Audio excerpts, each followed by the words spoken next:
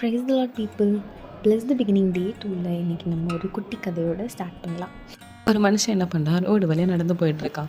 நடந்து போயிட்டுருக்கும் போது ஒரு பூசணிக்காய் செடியை பார்க்குறான். இந்த பூசணிக்காய் செடியை பார்க்கவும் அவனுக்கு டக்குன்னு ஒரு ஞாபகம் வருது.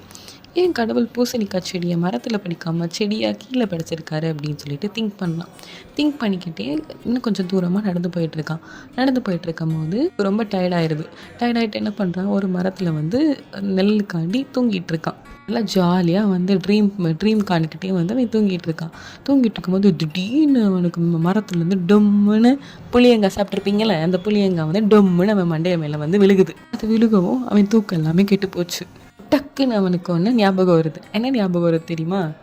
இதுவே பூசணிக்காய் போல நம்ம மேலே விழுந்திருந்தா நம்ம நிலமை என்ன ஆயிருக்கும், நம்ம ஸ்பாட்லேயே காலியாயிருப்போமே அப்படின்னு சொல்லிட்டு அவன் யோசிச்சு பயப்படுறான். அப்போதான் அவன் ரியலைஸ் பண்ணுறான், கடவுள் அழகாக நேர்த்தியாக ஒவ்வொன்றையும் படைச்சிருக்காரு அப்படின்னு சொல்லிட்டு கடவுளுக்கு தேங்க்ஸ் சொல்லிட்டு இடத்துல புறப்படுறான். ஸோ இதுலேருந்து நம்மளுக்கு என்ன தெரியுது, எல்லாத்தையும் ஏற்ற வேலையில் நமக்கு கொடுத்துருப்பாரு. ஸோ நம்ம என்ன வச்சுருக்கோமோ அதை வச்சு நம்ம ஹாப்பியாக இருக்க கற்றுக்கணும். ஐயோ இது இல்லையே அது இல்லையேன்னு சொல்லி ஃபீல் பண்ணி கஷ்டப்படுறதை விட இருக்கிறத வச்சு ஜாலியாக கடவுளுக்கு தேங்க்ஸ் சொல்லிட்டு இதை நன்மையை நினச்சி பார்க்கணும்.